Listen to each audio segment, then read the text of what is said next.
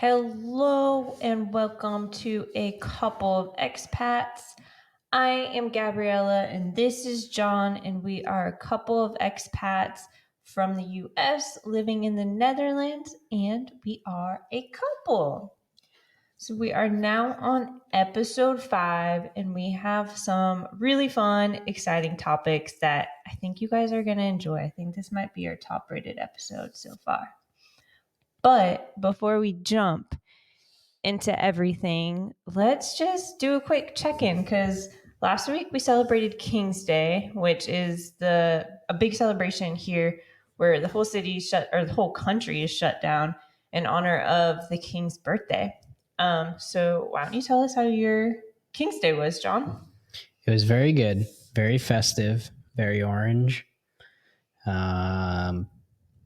Yeah, it was good. It was nice. It was supposed to be a pretty crummy day, and it actually ended up being pretty sunny and nice. So got pretty lucky on that one, I think. But yeah, it was good, festive, very festive, good DJs.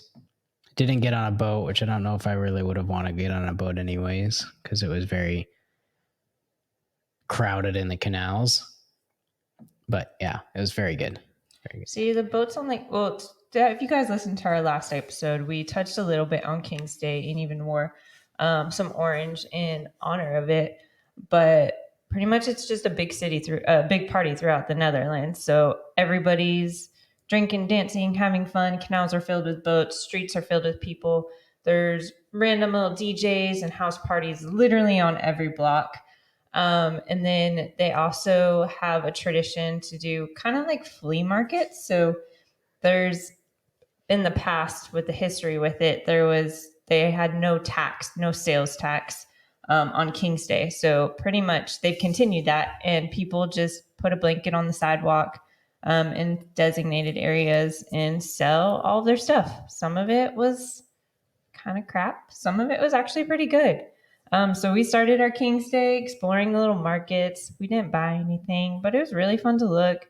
A lot of kids, especially in Vondel Park, which is a big park here, were selling all their little toys, and we're doing little musical performances. We saw a lot of DJs, kid DJs. It was pretty cool. We saw one kid DJ, but two. And then they had like a couple of kids that were like dancing for money, which is kind of cool. Another kid was playing a harp for money. Another kid was like painting nails for money. It was pretty funny, actually. They're very creative in how they were making money. They also had this other game that was called Rock de Tomat. It's like hit the tomato, and they essentially like create a ramp of PVC pipe, and someone at the top drops a tomato down the pipe, and the person at the bottom has to try to hit it with a hammer as it comes out the bottom of the downward slope. If they do that, they get some money or prize or something like that. But yeah, I didn't see one person actually hit the tomato. Everyone kept missing. But it was really fun. I really enjoyed walking around, especially Vondel Park. It was kind of just like a big community party that everybody contributed to. It was just people were smiling, people were happy, music was bumping. It was really fun. One thing I expected more of was actually a lot more canals, boats in the canals. People kind of hyped that up for me, and I thought it'd be like bumper to bumper, which it was in some areas, but I kind of expected a little bit more from the boats. But it was really fun. I had a really good time. It personally for me exceeded my expectations, and I'm excited to do it again next year. So I enjoyed my first King's Day. It's like a lot of people will pay a lot of money to go to like a club for a party or a concert or something. Like there's perfectly fine DJs on like the corner of a lot of the canal streets in the Jordan. So it's like you could just spend like hours just hanging out on the streets, and beers were pretty cheap on the streets. There's no like price gouging. I think like a beer was like €3 or something like that. So it was pretty affordable too. Like you don't have to spend a lot of money to celebrate the holiday. No, you just have to show up and wear orange. That's true. And be ready to have a good time. Yeah. So King's Day was awesome, but let's move on to our exciting topic for this week's episode. We're going to talk all about biking and cycling in the Netherlands. which, if you know anything about the Netherlands, you probably are aware that it's has a very, very big cycling culture. So we're going to jump in, talk about our personal experience, give you some fun facts, and then maybe even some tips as a tourist. So I think since we started this podcast, we've been really excited to do this episode, but we wanted to get a few episodes under our belt before we jumped right into biking. So to start it off, I'm just going to give you a little bit of history about how the Netherlands actually became a very big biking country. Because I researched it the other day and I actually thought it was really, really interesting. And I have the information I got from a couple different sources, and it was very repetitive in all of them. So I'm pretty confident this is the exact reason why the Netherlands bike. First thing is first, it's very flat here. So it's really easy to cycle. You're not going up crazy hills, especially in the cities. The Netherlands is just known to be very flat.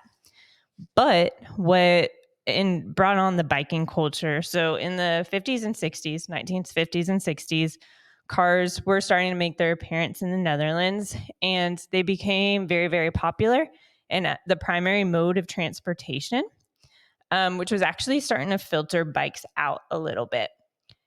And so as cars dominated the main mode of transportation in the Netherlands, I believe it was in 1971, there was a recorded 3,300 accidents, motor vehicle accidents that killed people. Yeah, that's an accurate number.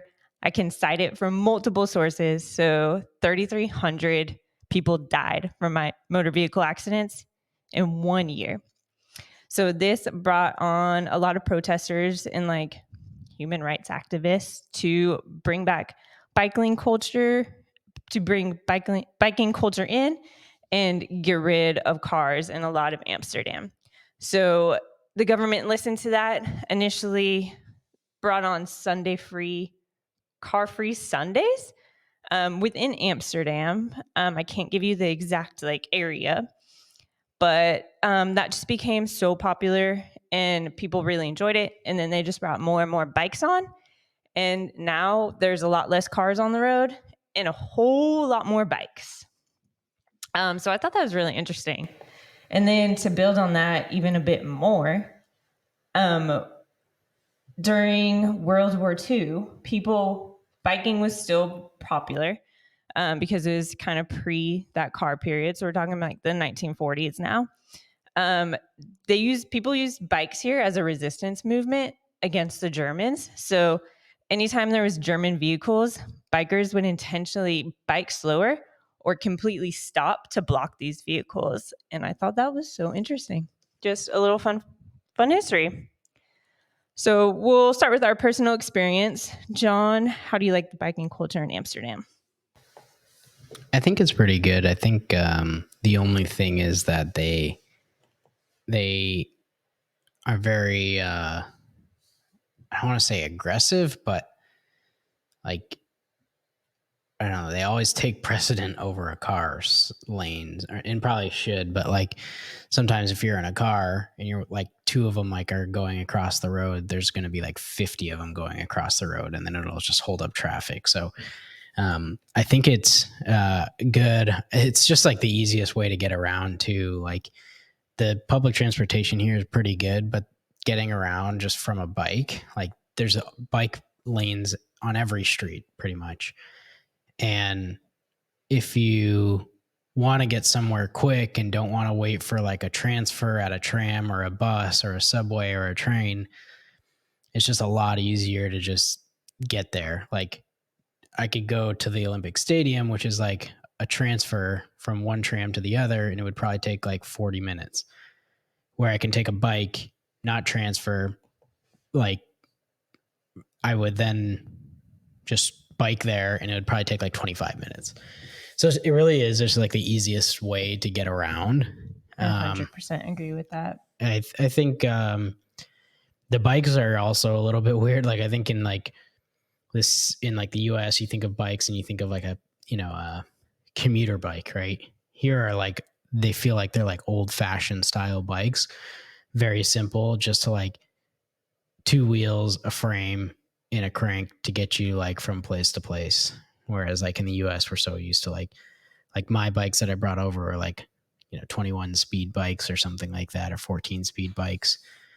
But yeah, I think it's good. It's nice. It's sometimes I do miss just like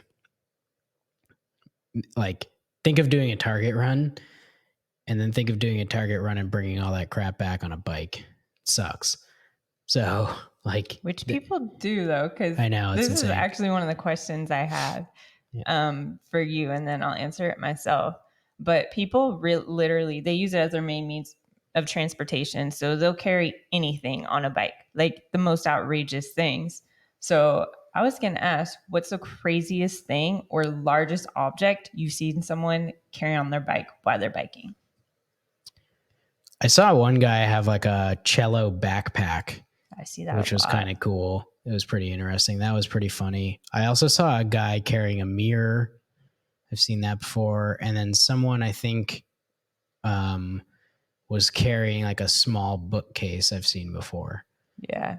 I feel like I've seen like dining room chairs, and then I saw someone literally have a full size, maybe not a full size, but a very big carpet just like popped on their back. Yeah.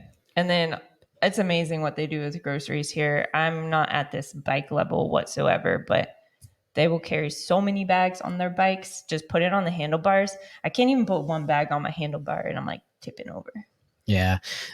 They also have like pretty much a whole freaking family on the bikes too. Like some of these bikes, they got a kid in the front, little tiny guy. It's pretty funny. I saw one this morning when I was biking.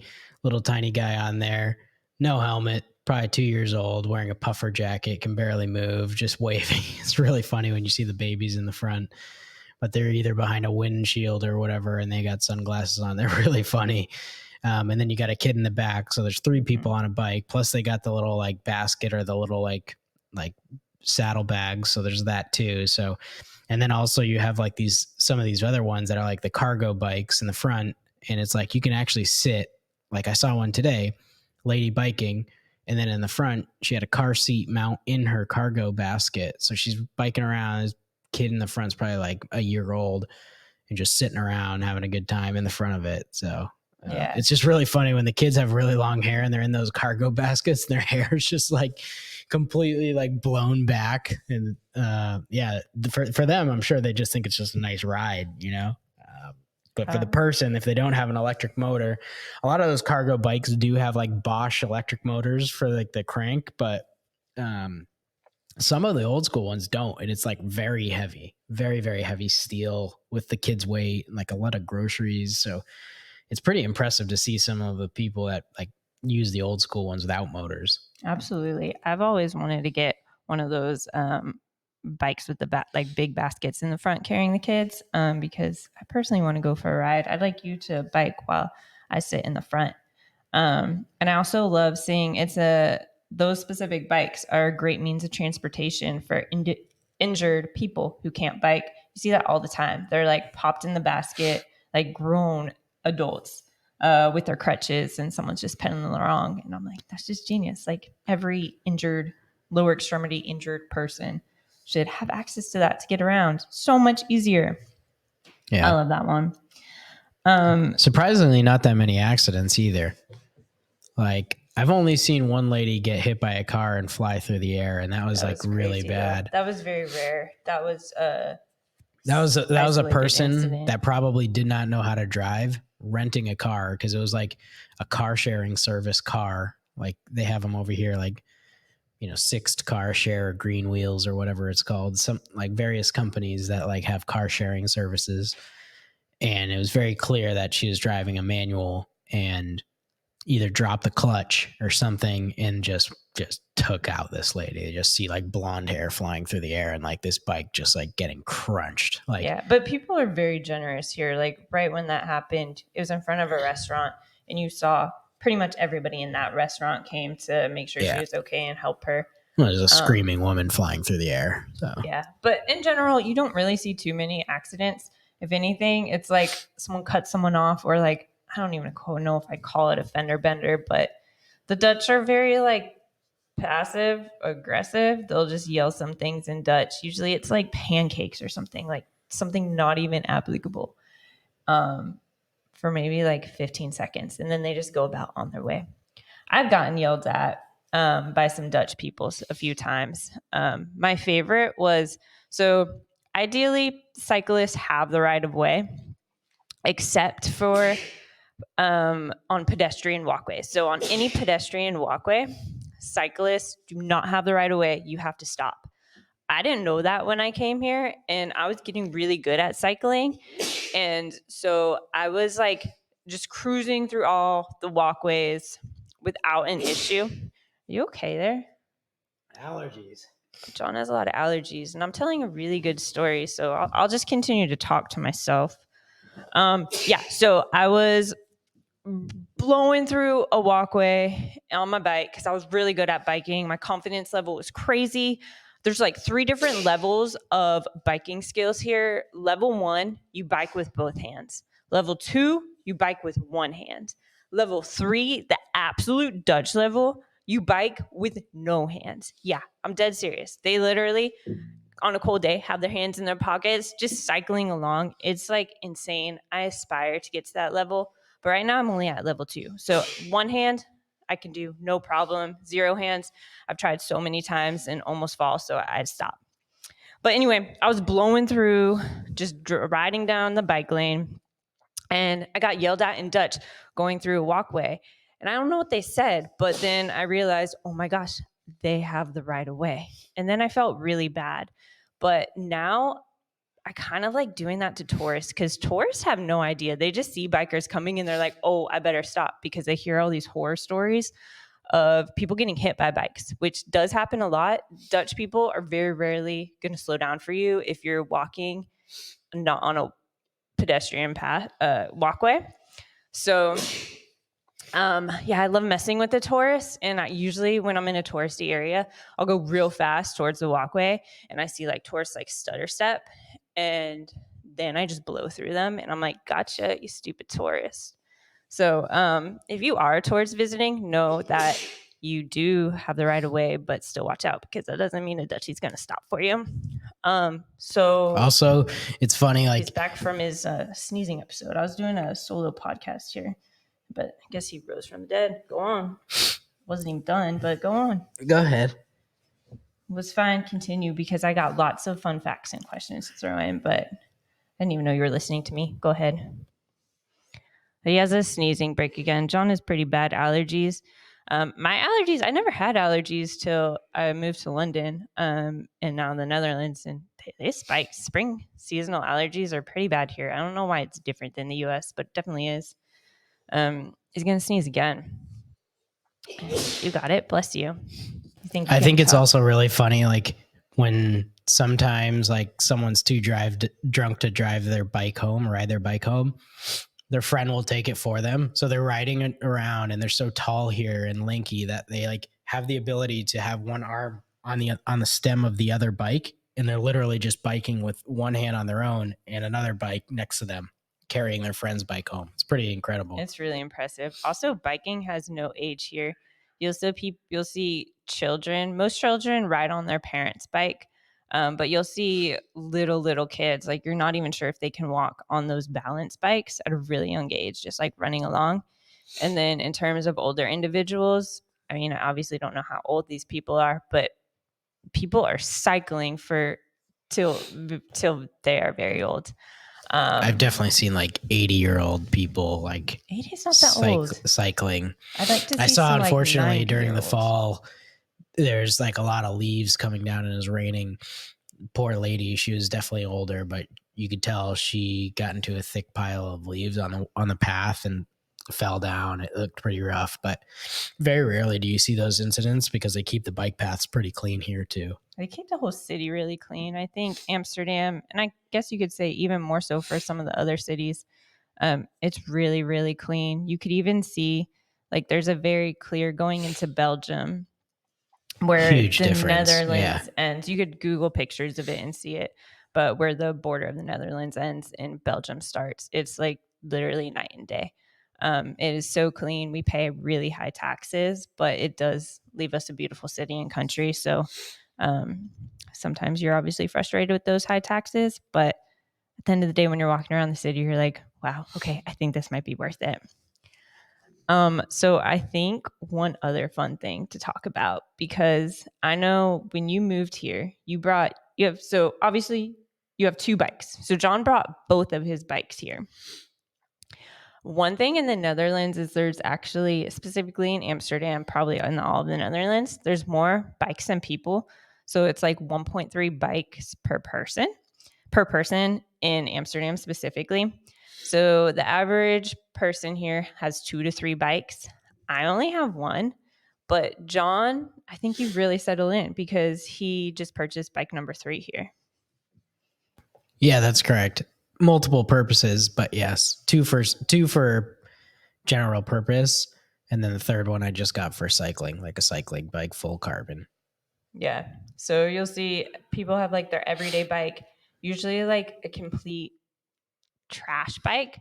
So a bike that they'll like ride to the bar or something, or like a bike they're kind of willing to lose, but just want to have extra security with it. And then there's a big cycling culture here because people just bike on a daily basis, but it goes way beyond that, to where people have legit cycling bikes and there's cycling stores for that specific all over the Netherlands. And of course, just small little bike shops that you could pop in if something happens to just your normal bike. But yeah, I think it's insane that there's like 1.3 bikes per person within the Netherlands. I only have one bike. I actually didn't even purchase a bike here. I went the very expat way and went through a rental company called Swap Feets. Most students and expats, I would say, do that. So it's a subscription based company where they provide the bike for you. You pay a monthly fee, which isn't very much depending on the level of bike you buy. And they will repair it for you at any time. If it's lost, stolen, they have ways to work around that too. So it honestly just seemed easier for me. But you can actually buy a very, very affordable bike here. Yeah, they hold their value pretty well too. They have marketplace here, which they call marketplots, and you can find like a 2-year-old bike that you probably got for 700 euros selling for 550 euros. So like 2 years of like good use, you only lose 150 euros of value. So yeah, they hold value pretty well. Yeah. So people cycle through bikes like candy, literally. Yeah, I don't know on average how often people buy bikes here, but you could even find like bikes for like 50 euros. It's obviously going to be a little bit more beat up, but bikes are relatively affordable especially if you're not buying a brand new bike.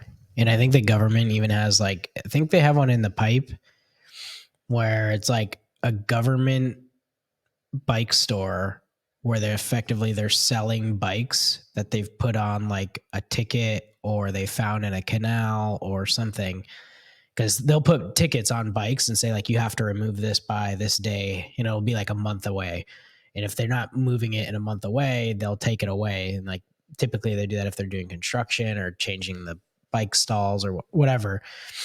But if no one ever comes back for looking for that bike after X amount of days, they'll just sell it. And I think there's one over in the pipe, which is a neighborhood here in Amsterdam. And yeah, you can get them for really cheap over there too. I actually just saw, so when they ticket your bike and you don't move it and then the city collects it, they're actually increasing the fee to get it back. So it used to be like 20 euros and now it's going to be 25 euros. And they're going to decrease the amount of time you have to pick it up. So most people, especially if it's like their crap bike, they don't even want it. They're like, it's not worth those 20 euros and they'll just leave it there. So the city just takes care of it. So if you ever have a bike you don't like, literally just leave it on the street and the city will take care of it for you, which is kind of crazy. But you also mentioned bikes in the canals. Some fun facts about that. So I was actually just on a canal cruise and our tour guide mentioned this. So I got fresh facts for you. But they collect almost 12,000 bikes a year in the canals. So they'll go through, people just throw them in, they fall in, they blow in when it's really windy for all sorts of reasons. Bikes end up in the canals.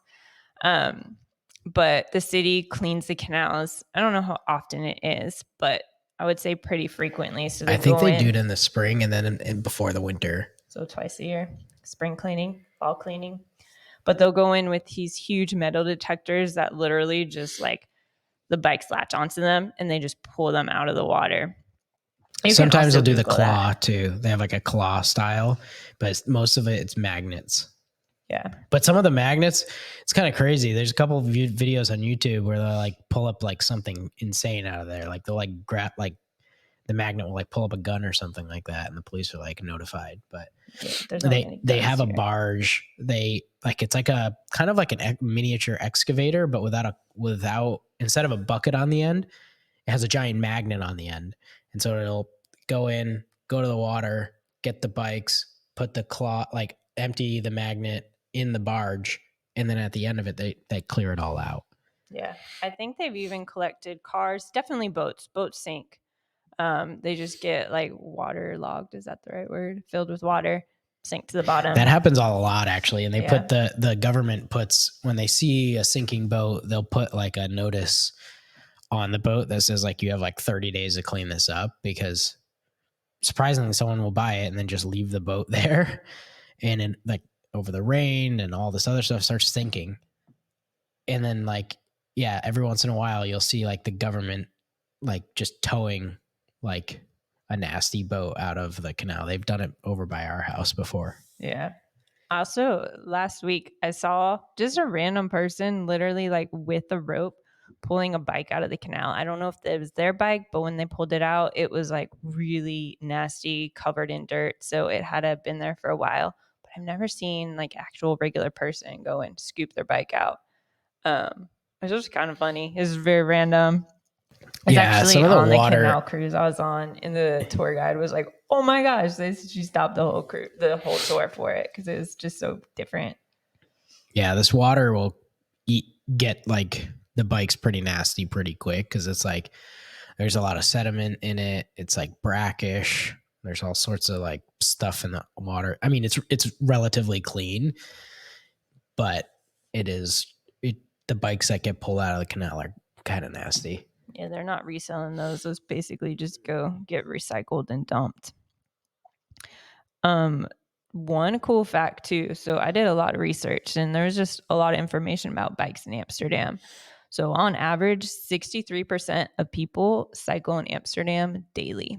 And you could feel it. There's literally bike traffic. So especially during rush hour, if you get caught at a red light, cyclists do have to obey laws. So just like traffic laws. So just like cars have red lights and green lights, cyclists do too.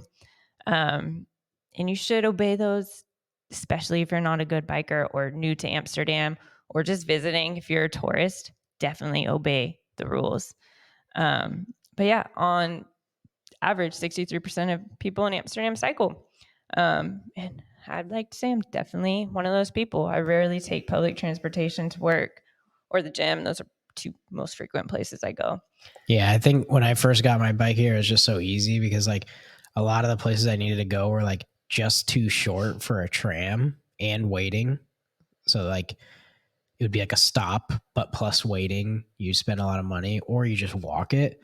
The second I like got my bike, I like biked to the post office here, and I was like, yeah, this is why I like so much faster and quicker than walking.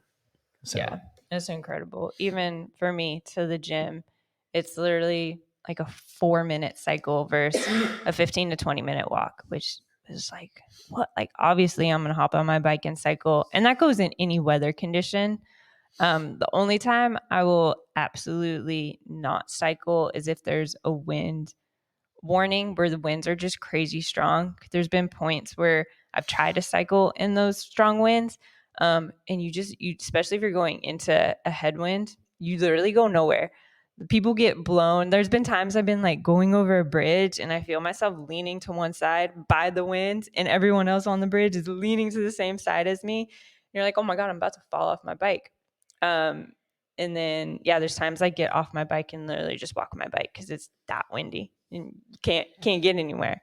Yeah, I mean, in the wintertime, you kind of almost need like full Gore-Tex gear because otherwise, like, you're going to waste time or, yeah, like, so you kind of like need to go somewhere, but you're like, okay, I don't want to like wait in the like walk in the rain or wait for public transportation. So you have to get like for me, I have like Gore-Tex pants, shoes, jacket, everything so that I can just sustain like a 15-20 minute bike ride in the rain and just get through it for the most part.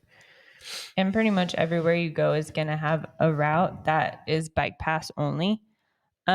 Supposedly there's actually within Amsterdam alone, there's over 500 kilometers or 320 miles worth of bike lanes, which is a very, very far distance. So everywhere you go, you're pretty much in a bike lane.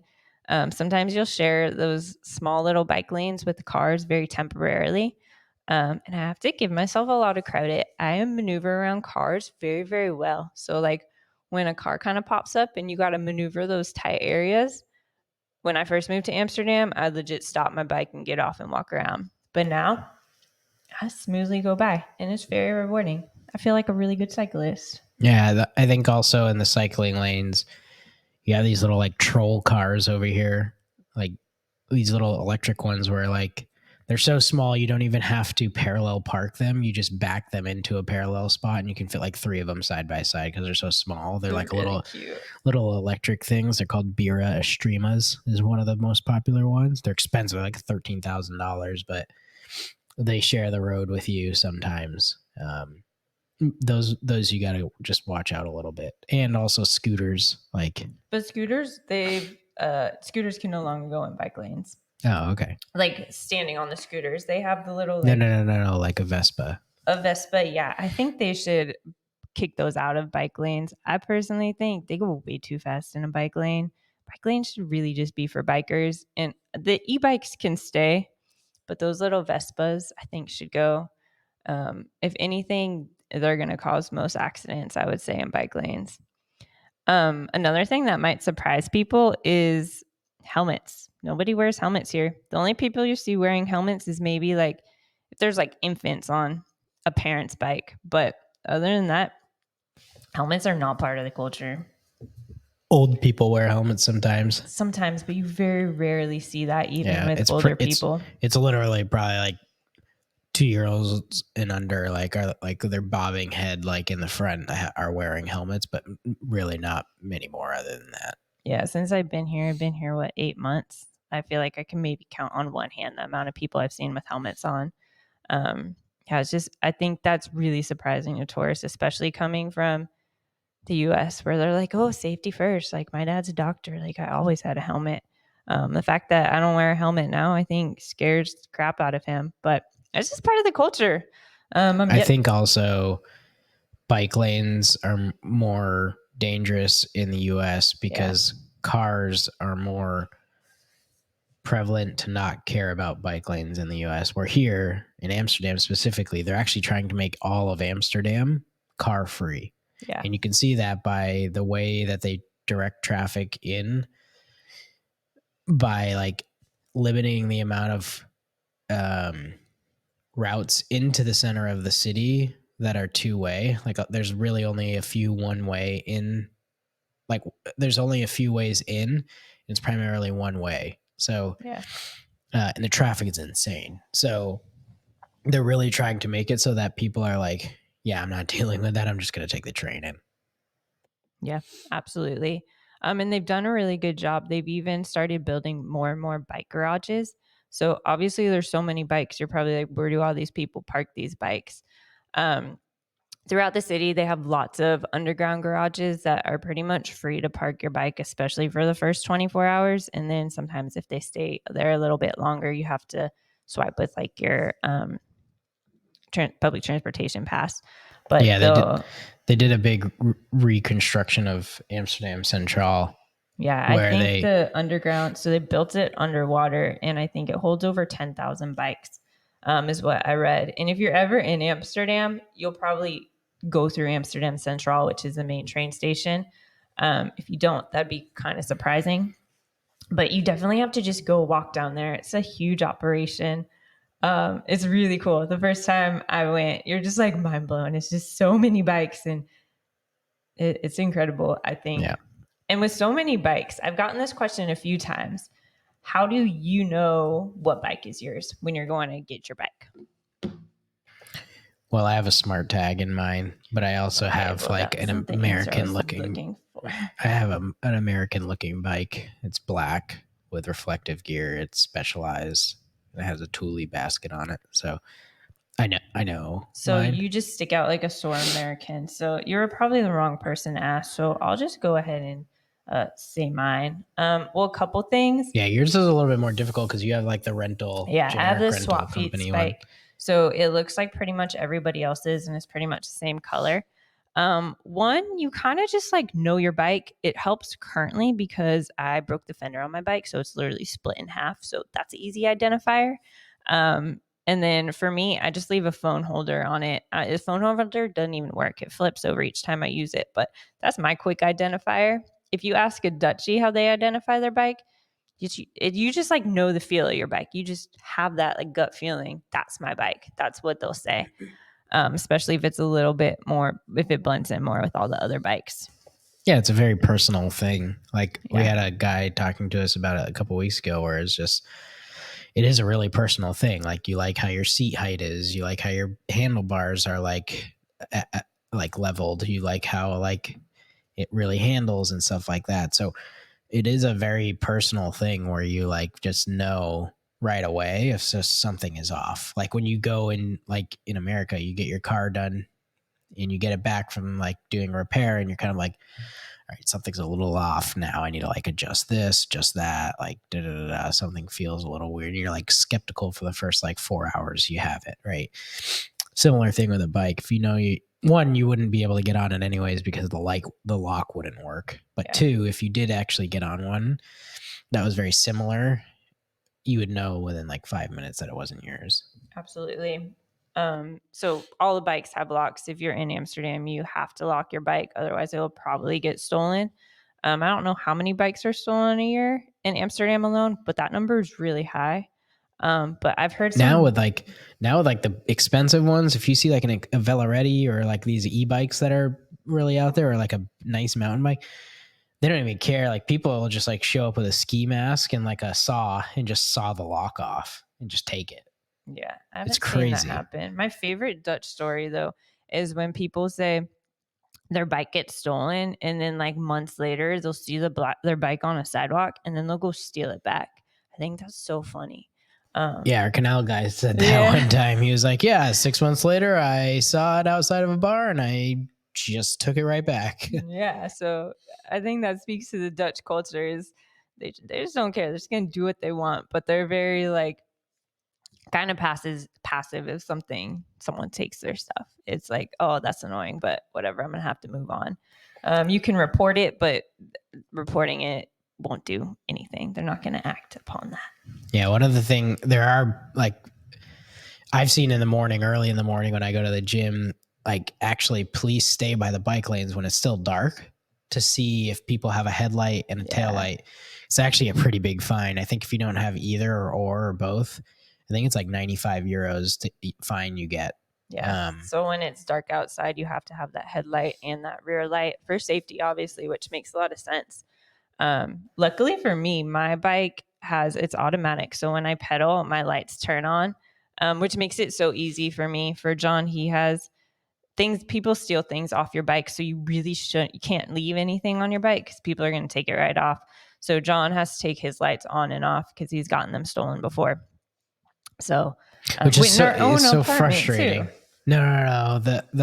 Well, I did get something stolen off off one of my bikes in our apartment, but I parked in a bike garage near Central Station and I left my light on there.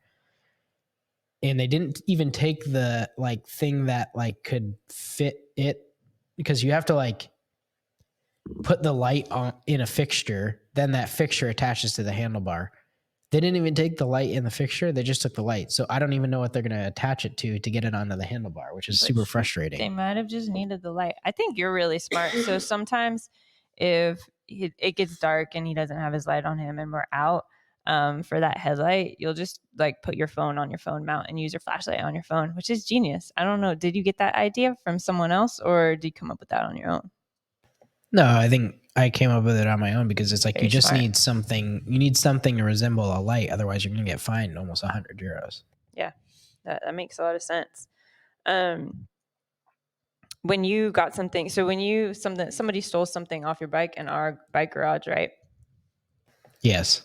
Yeah, that's crazy. So and pretty much all, especially the newer buildings, a lot of them have their own bike garages. So we have our own personal bike garage that we share with all of our building. And there's so many bikes in there. There's like way more bikes than units. It always blows my mind. Someone took my bike spot the other day and I had to relocate my bike spot and it kind of pissed me off. So I wish people would respect my bike spot more. That's actually happened twice. I've had to relocate my bike twice after I've gotten comfortable in my bike spot. So frustrating. Yeah, I think also is like another thing is like a lot of the e-bikes, they have outlets, but like I think people have taken the cords to charge it because there's like signs up that are like, please be a good neighbor, don't take our cord, or like whatever it may be. On any of the e-bikes, they all have the chargeable batteries. So those get stolen really frequently. So anytime you leave your bike anywhere, if you're on an e-bike, you got to take your charger with you. Even if you're out shopping, for sure, going to the grocery store. And it's actually kind of funny. Like you'll see people park with their e-bike and then a lot of them have like a removable battery. So they'll like just talk about, I know, but you'll see people just like walking with like a removable battery, like into the grocery store. It's really funny. Yeah, I think it's pretty funny too. Do you have any other fun bike facts or anything you want to add to bike talk? I think outside of like commuting bicycling here, they have really good, like I just got into cycling and they have really good trails that go pretty much into like Germany. They follow the rivers and stuff like that. So you can really bike throughout Europe from Amsterdam. So today I went for a cycle and like perfectly paved road pretty much, but no people walking and no cars. And you can just take it.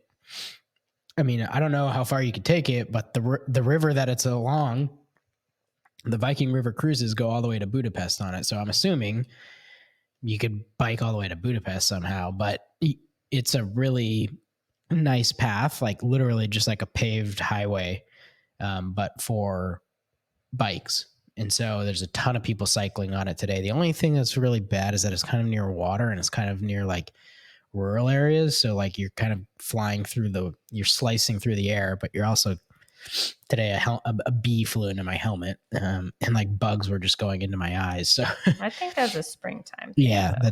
That's true. But yeah, they're very into cycling here. So they have like a lot of cycling clubs, a lot of good cycling stores. I just got a new bike from a cycling store near the Olympic Stadium and got full new kits and all that stuff through like a couple of cycling club stores here in Amsterdam. So, and all of them were super helpful. That I was like, hey, I literally know nothing about this. I'm trying to get into this. Can you help me out? And like all the stores that I went to, my bike, the two like outfitters, they helped me out tremendously. Just like, okay, this is what you typically wear. This is what you do. This is how you're supposed to put it on, like all that stuff. And I'm glad I did that and have gotten the help and got like professionally bike fitted because otherwise I would have I've gotten the right stuff and it would have been a good experience. Really good job fitting into the bike culture and getting into cycling.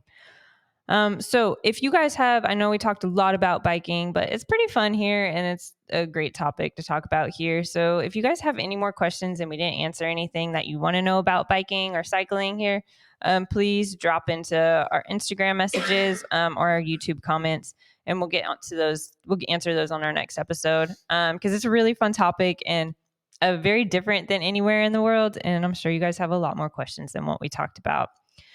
We're going to actually skip our snack of the week this week. We didn't have one in time for this podcast. So we said, hey, let's talk more about bikes, skip the snack. And we will give you our Dutch phrase or word of the week. I'm going to kick this one off because it relates directly to this podcast. So I'm going to tell you guys what bike is in Dutch.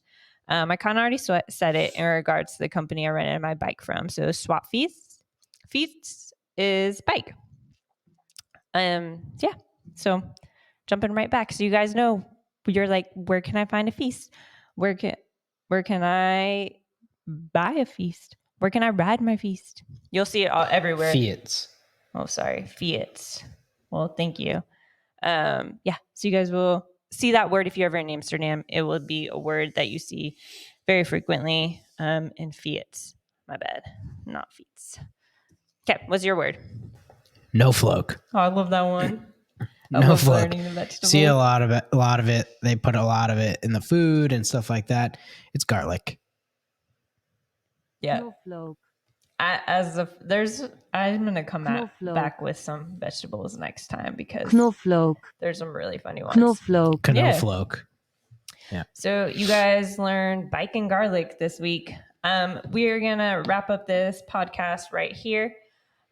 For today. Also, a little bit of history today because we're recording it on today's the National Remembrance Day. So a lot of stores closed early, but it was the remembrance. Essentially, it's today and tomorrow, but it was the weekend when the Netherlands was liberated from World War II. So that's happening now. The King and the Queen are downtown right now. They have a big national ceremony. We were actually shopping in one of the stores closed down early because of the Remembrance Day. So that's another history piece of this podcast. So happy Independence Day. We're glad Liberation Day. Or Liberation Day. We're happy the Netherlands was liberated. Thank you guys again for listening. If you guys want to reach us, again, like I said earlier, contact us on Instagram through our DMs or pop into our YouTube comments. We love to hear any feedback, questions, concerns, any of it. Share it with us. Thank you guys for listening, and we will see you back in a couple of weeks. Bye. Thanks. Bye.